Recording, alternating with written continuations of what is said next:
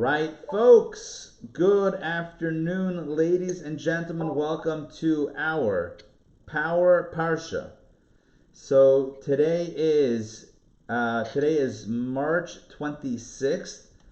That's the English date. The Hebrew date, I think, is a little bit more significant.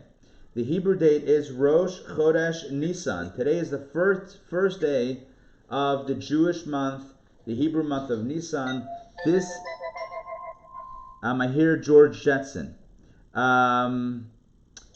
His boy Elroy. Okay, here's the deal. The significance of today is it is Nisan. This is the first day of the month of Nisan, and it's super special. It's a new month. It's a new energy. It's the month of redemption. So we individually and collectively should be filled with this redemptive spirit, and all the mishagas, all the craziness should come to an end, and all the pain and suffering and the illness should come to an end, and there should only be good healing and positivity. All right, let's jump right in. I'm going to share my screen. Hey, Sandrine, good to see you. Okay, I'm sharing my screen. We're going to go straight to the Torah reading for today. This is Vayikra. This is the first portion of Leviticus. This is section number 5, corresponding to Thursday. And today's topic is all about the sin offering. These were the sacrifices that were brought if somebody made a mistake, somebody committed a sin, somebody did something wrong. Now, of course, this discussion, it does not pertain to us, right? Present company excluded. We are certainly not ones who would need to offer at any point in time a sin offering. But what happens if a person makes a mistake? So we're going to explore this today, and I have, once again, 3 insights that I'd like to share with you. If you take a look, you guys can see my screen? Yes? Yeah. Okay. Take a look at verse number 2. This is chapter 4 of Leviticus, verse number 2. God is speaking to Moses, and he says, "Speak to the children of Israel, saying, if a person sins unintentionally by committing one of the commandments of the Lord which may not be committed, and he commits part of one of them," etc., then it goes into the details of who did it, and what did they do, and what did they bring for it, etc. But the opening preamble is, if a person sins unintentionally. The language in the Hebrew is very important, because in the English, the word person could have many different forms in the Hebrew. In other words, the English translation of person could be Adam, person, Enosh, person, Ish, person. Many Hebrew words are translated loosely as person, but what does it say in the Hebrew in our context? Take a look. I'm about to highlight it. Oops, there we go. In the Hebrew, it says nefesh. It says, "Speak, daber b'nei Yisrael, speak to the Jewish people." Lamer saying, "Nefesh ki sechete," a soul that sins inadvertently. It doesn't say a person; it says a soul. Now, why is the English translation saying person?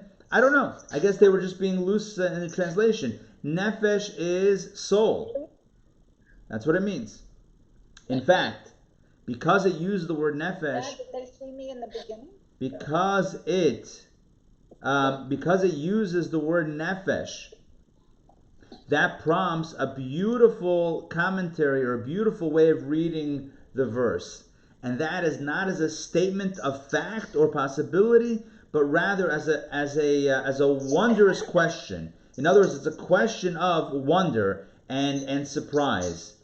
And you can read it like this: Nefesh kisechta. Could a soul actually sin? How does a soul sin? If you talk about, a body, that's one thing. But nefesh kisechta, if we didn't have a soul, if all we had was a physical body, if all we had was an animal soul, that's one thing. But here we know that we have a godly soul. And the question is, if we have a godly soul, the question is, if we have a godly soul, then nefesh kisechta, how could a godly soul sin? How is it even possible? Right? How is it possible that there should be the possibility of sin while we have a nefesh? And the answer is the next word in the Hebrew, which is bishkaga, which here is translated unintentionally, but more accurately means unwittingly or without knowledge. Here's the meaning of this. When is it possible for a person to do something that goes contrary to who they truly are? It's when you forget who you are. You see, the way the mystics understand sin, it cuts against the very definition of what a soul is. A soul is a piece of God. The godly soul is literally a piece of God. How could a soul ever commit a sin? And the answer is because sometimes human beings forget who they are inside. We forget that we possess a divine soul. We forget that we possess a piece of God. We forget that we're the sons and daughters of the Creator. We forget, and because we forget, therefore we commit a sin. There's a famous, well, now she's famous for other things, but the poet, she ran for president, Marianne Williamson. Yeah. Yeah. So she said, she wrote years ago that our greatest fear is not that we are, I'm paraphrasing, not that we are unworthy, but our greatest fear is that we are powerful beyond measure. And that's really what we're talking about here. We have a soul, we have a nefesh, and the nefesh is incredible. It's invincible. It's divine. It's infinite. And we have that peace inside of us. So how can we ever sin? And the answer is because sometimes bishkaga, sometimes we forget. It doesn't mean the literal meaning is a person committed this sin unintentionally. But what it means here in the deeper sense is because a person is not connecting mindfully with who they really are. That's how it's possible for a person to come to committing a sin. So, what's the antidote? The antidote is remember who you are. Remember how amazing you are. Remember how spiritual you are. Remember how godly you are. Remember how divine you are. Remember how spiritually beautiful you are. And when you and I remember this, we are less likely to do something that puts us into the commission of a sin. In other words, if a person connects with their inner beauty, they're less likely to do something that is self-destructive. That's one explanation of this phrase. There's another explanation that I want to share with you, which is also a bit of a deeper explanation, and it may not be exactly the same thing. In other words, it's a little bit different, but that's also cool. One might ask the following question, based on a simple reading of the verse. The verse is talking about, again, putting aside what I just said about not being in touch with who we are, which is why there's a possibility to do things that are self-destructive. Putting that aside, the notion of needing to atone for an unintentional sin, which is what the Torah is saying, if a person sins unintentionally, then this is the process of atonement, that itself might evoke a question. If you didn't intend on doing a sin, so then why do you need to atone in the first place? Are you with me on the question? In other words, if it's a premeditated sin, if you did something wrong and you intended on doing it, that's one thing. But if it's an accident, you forgot, you didn't intend, it happened, whatever, you still need to atone for it. Why? The Torah says, yeah, you do need to atone for it. It's actually a sacrifice called the Karban Chatas. The sin offering was brought exactly for unintentional sin. And again, the question might be, if I didn't intend on doing it, if it was a mistake, so then that's it, move on. It's a mistake, say sorry, and that's it. Why do you need to bring a sacrifice? Why do you need to bring an offering? So the Rebbe explains very powerfully that sometimes, how do you know what's lurking in how do you know what's really lurking under the hood of a human being, of a person? It's in their unintentional actions, right? It's the stuff that comes out by accident, that itself is indicative of what's really going on in that person's subconscious. Because if it was not at all, if everything was 100% kosher inside, then the unintentional act wouldn't happen. If we were truly connected, truly, pure inside and out, then even the unintentional action wouldn't have happened. So again, the insight says that when a person commits an unintentional action, although again consciously a person might say it's not my fault, But the only way that happened is because subconsciously there's something that needs to be fixed. So the process of bringing the sacrifice, the sin offering, the process of atoning for the unintentional sin is not, it's not atoning for our conscious awareness, because it wasn't intentional. It's atoning for, it's correcting is a better word, it's correcting the subconscious, what's going on beneath the hood. And I'll tell you this, if a person premeditates and does something intentionally wrong, it's easier on some level to feel remorse and to fix the problem. But when a person doesn't intend on doing something wrong, and they do something wrong anyway, and they hurt someone or they hurt themselves, so a person might give themselves a free pass and say, well, I didn't intend on doing it, so I don't need to say sorry, or I don't need to look inside and be introspective. And the Torah's message is no. This is precisely the time that we should look inside, because it seems like there's something inside subconsciously that's driving us to do it, and it's easy to brush it under the carpet and pretend it's not there because I didn't mean to do it, it was unintentional. So that's exactly what we should focus on and and make a special effort to correct. That's the second insight. Makes sense? Anybody want to jump in thus far? Comments, questions? Yeah, I've got a question. Go for it. I've got a Rashi here I'm looking at, and I'm still hung up on Nefesh. Yeah. And Rashi is such a stickler on grammar, he doesn't even mention it. Why? It's a good question. I don't know. It could be that elsewhere, one of the principles of Rashi is that if he's explained it elsewhere, then he doesn't need to do it each time. So it could be there's another Rashi earlier where he talks about the meaning of nefesh, but I don't have that at my fingertips. But certainly on a deeper level, on a more spiritual understanding, what I said before is brought down in the good books, that it's referring to, well, actually, I'll tell you, the word nefesh works with both of these explanations. The first explanation is, how could a soul ever commit a sin? If you have a soul, how could you sin? And the answer is, bishkaga, because you're forgetting who you are. But even the second interpretation, which says that an unintentional sin is indicative of something that needs to be fixed subconsciously, that also fits with nefesh. Why does it say nefesh? Because it means even deeper than your consciousness, somewhere deeper in the soul, there's something there that needs to be corrected, because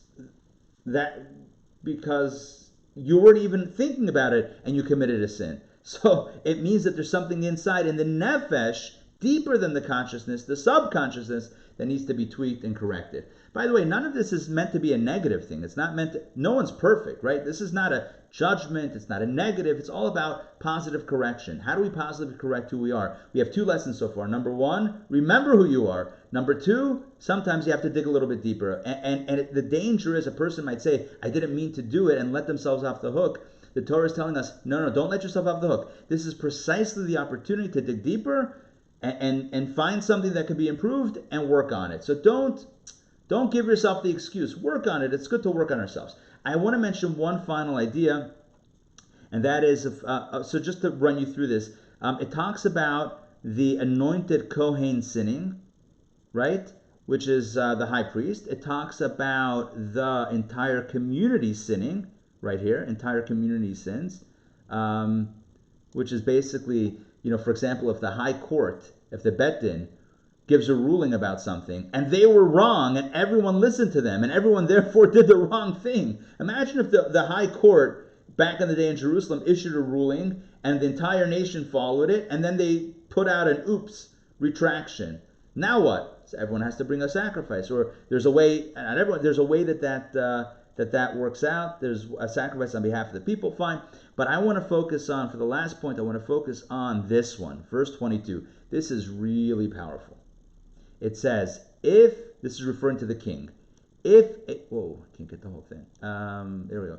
If a leader of Israel sins, referring to not the high priest, not the court, those were the previous two. This is referring to the melech, the king, back in the day. But look at the Hebrew. Again, focusing on the Hebrew, it's really important. It says, Asher Nasi Yechata. Asher. The word Asher. The word Asher means that. That the leader will sin, etc. So it's a weird word. It should say im. if, as the translation here is if. Again, it's really, really hard to study Torah from the English. I mean, if that's the best we can do, that's the best we can do. But you don't know what you're reading. What I'm saying is, there's no way to tell in the English if you're actually getting an accurate description of what it says in the original. And that's very important. It's not like a small difference, it's a really big difference. The Hebrew doesn't say if. It doesn't say the word im. It says asher, which means that, which is more of a certainty. So the first point is, number one, a leader will make a mistake. If you have big decisions, right? If you have a lot riding on your shoulders, if you're always being under the microscope, it's not a question of if, it's a question of when. Asher nasi yecheta, it's going to happen. But I want to share with you what Rashi says, because Rashi takes it a step further. I'm going to go back up to my screen, toggle on Rashi, or it comes through. Let's go back to verse 22. Look at this. It embeds Rashi right here. Here we go. Look at this. Verse 22, right here in that small text right there. I'm gonna take it off blue. Oops. If the leader of Israel sins. Hebrew is asher nasi yechta. Why does scripture use the word, why does scripture not use the word im? If, like in the cases of verse 3 and 13 above, the answer is that asher, I said it means that, it's inevitable. Rashi says another interpretation. And this is what I want to conclude with. Asher is an expression reminiscent of the dictum starting with the word ashrei. Ashrei, like ashrei, yoshrei, ve'techa, right? Ashrei means fortunate or lucky. Namely, fortunate is the generation whose leader does not hold himself too high, but rather gives attention to bringing an atonement offering for his unintentional sins. And how much more so will he experience remorse for the sins he has committed willfully? And here we have an unbelievable idea.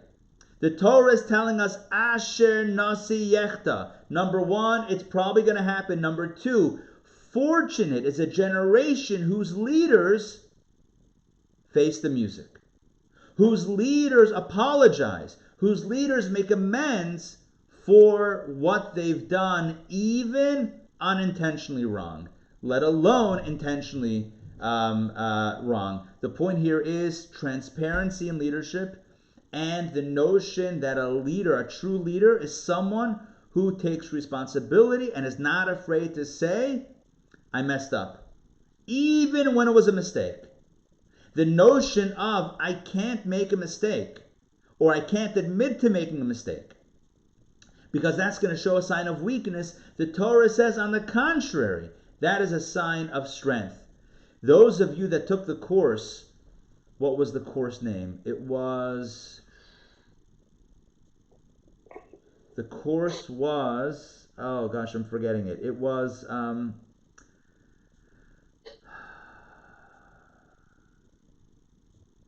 forgetting the title of it. It was a year and a half ago. No, it was like a few years ago. It profiled 6 biblical figures. We had a profile on King David.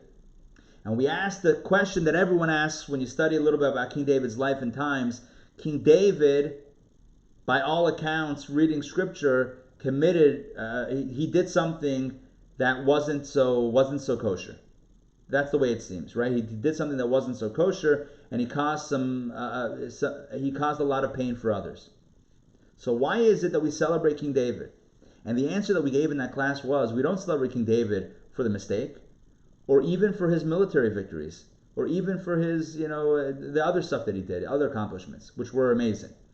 We celebrate King David for the fact that after he committed the sin, that after he did what he did with Bathsheba, he said, Chatasi, I sinned.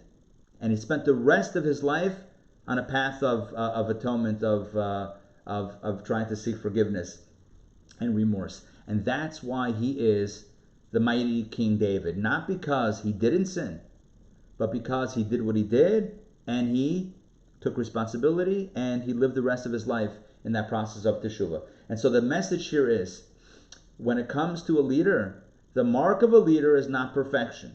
The mark of a leader is honesty transparency, and taking responsibility for his or her actions. I'll tell you this is true on a larger sense, but it's also true in a personal sense. Sometimes parents think that they can't say sorry to their kids.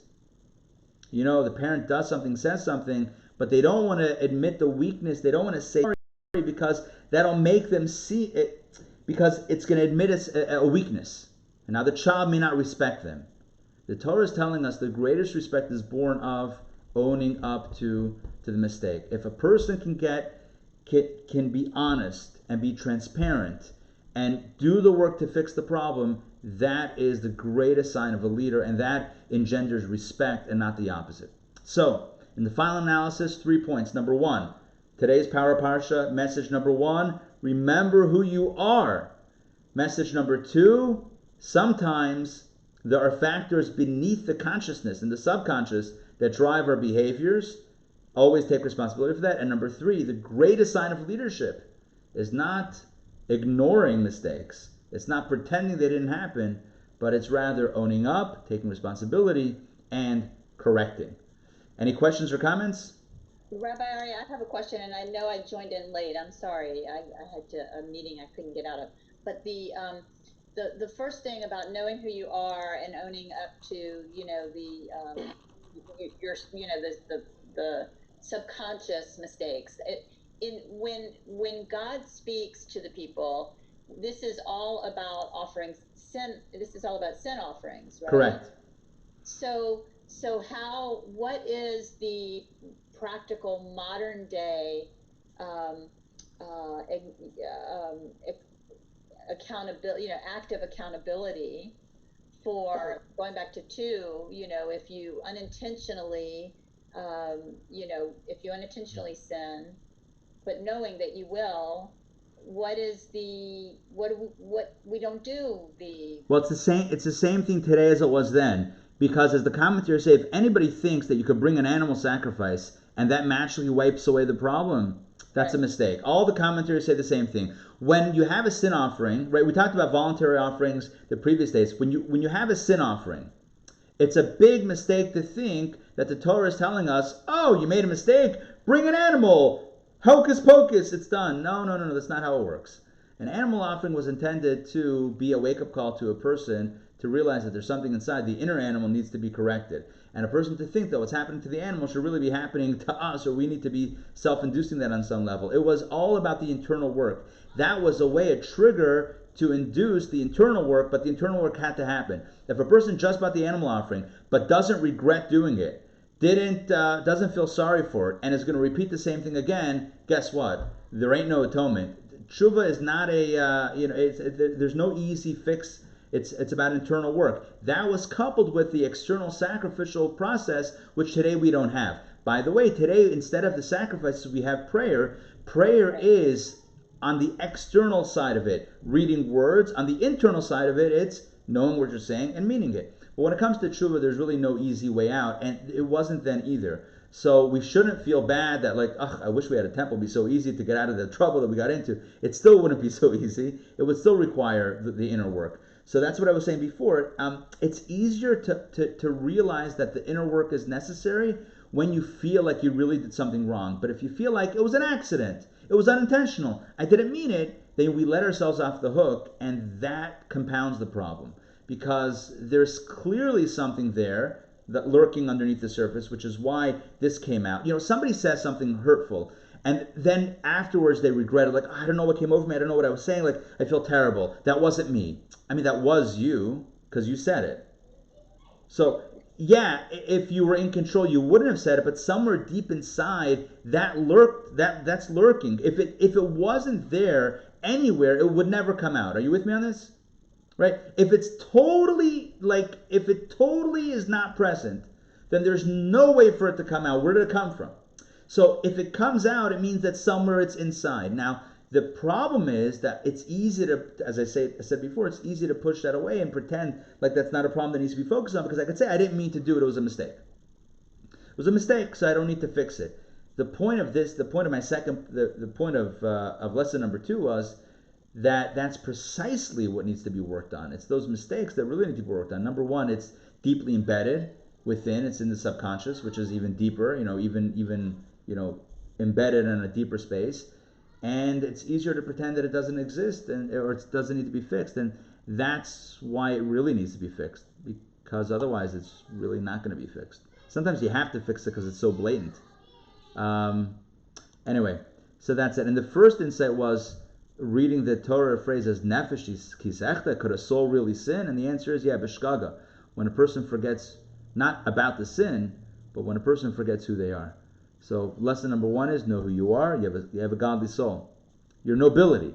Point number 2 is look inside. Point number 3 is be transparent, especially when you are in a position of power.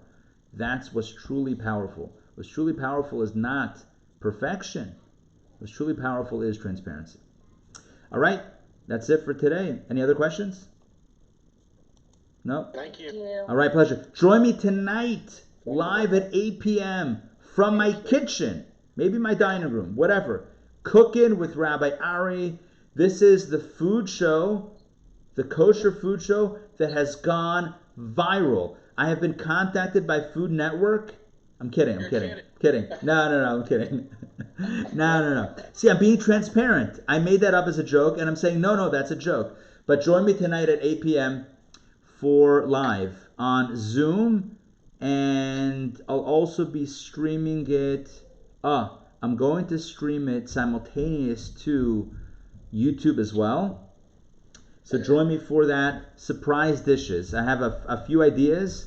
Until I have the ingredients in hand, it could go either way. So join me, and you will love it. It was great to see everybody today.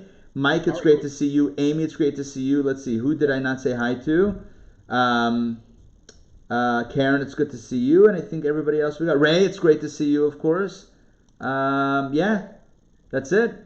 Mike, I just want to, Mike, I want to point out we're going in competition for beard sizes here. I'm telling you, you're catching up. I'm just saying. It's not a bad thing, by the way. It's not a bad thing. It's a good thing. It's like, also, by the way, in case like you cannot cut anyway, no? After Pesach. After Pesach, yeah. You got it. Yeah. Thank you, Sindrine. After Pesach, I know me also with the haircut. By the way, you know what I'm googling now? I'm googling like the machines because I'm like, I don't know if I want to go out to the whole, I'm got to support local businesses and whatever, but who knows? I think I'm just gonna. Oh, they are. Yeah. So I need one of those machines, and I'll trust that.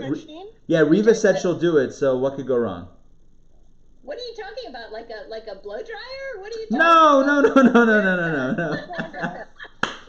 about? No, the clippers, the buzz thing. I don't fool around with scissors. Who has time for scissors? They just put the machine on. They put the little guide in there. It's not like a buzz cut, but they put a little thing in there, and they just go zoom, zoom, zoom. I just need a zoom, zoom, zoom. Remember the flow? I'm here to tell you, we're all having, bad hair days these days. So no, it's not about bad hair. No, I don't mind the hair. I can't get a haircut after Passover until Shavuot, which is another 7 weeks. If I go another 7 weeks after 2 weeks, I can't tell you the last time I got a haircut, but let's say it was before a holiday that rhymes with Shmash Mashmana. So it's been a little while since there's been a haircut. So the bottom line is, you just make a ponytail. Yeah, exactly. Yes. A man one. Yes. Man one. What could possibly go wrong? It's probably going to be that long for all of us till we get a haircut. No, so that's what I'm saying. Do you remember the Floby? Do you guys remember the Floby? No, you taught us about that. Never made it to France. Come on, guys. What is the Floby? It's time to launch it again. I want to go to a new tab and type in Floby, but it's always, who knows when you Google search. I'm going to stop sharing, and then I'll do it on my own over here. Let me see if I can find it. Floby. It doesn't exist anymore, but Floby. Let's see. Haircut. Floby. Oh, my God. Are you kidding me? Fantastic. Here we go. Here we go. Let's see if this is the right one. I'm going to play. Only a skilled professional could. Yep. Guys, I'm about to share my video. This is going to be epic moments in epicness. Okay, you guys ready for this? It's happening. Let me get back to Zoom. Let me share my screen. And I'm doing a share screen on share computer sound, optimize screen sharing for video clip. Boom, shakalaka. Tell me when you're share. Can you guys see this? Not yet. Okay, here we go. You guys ready? This is about to get crazy. Here we go. Tell me if you can hear this. Before the Flowbee, only a skilled professional could produce a good layered haircut. Tens of thousands have been sold to satisfied customers. Why? Because it really works. Proper suction is the key to getting great-looking haircuts with no cleanup.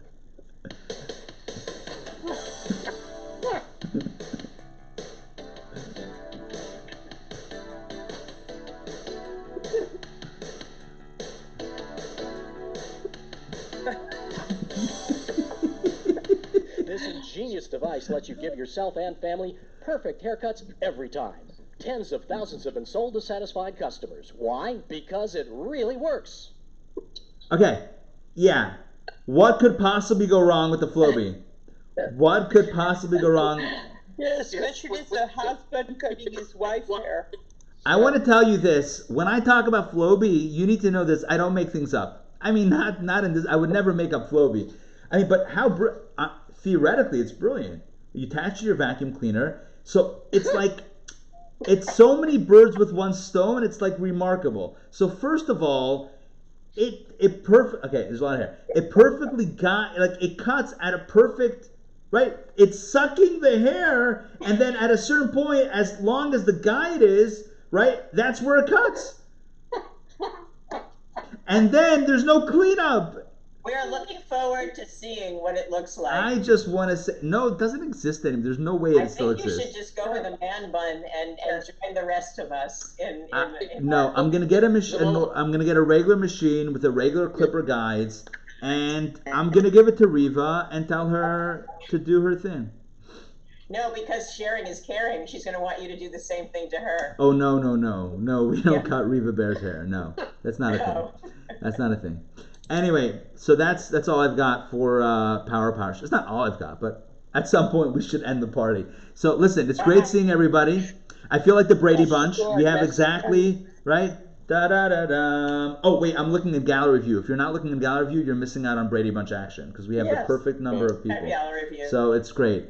One day when the fair let the spell, and they knew that it was much more than a brunch or something. Hunch. Okay, we'll see you guys. All right. Take care. Bye. Bye. See you later. Bye. Bye. Bye. Bye.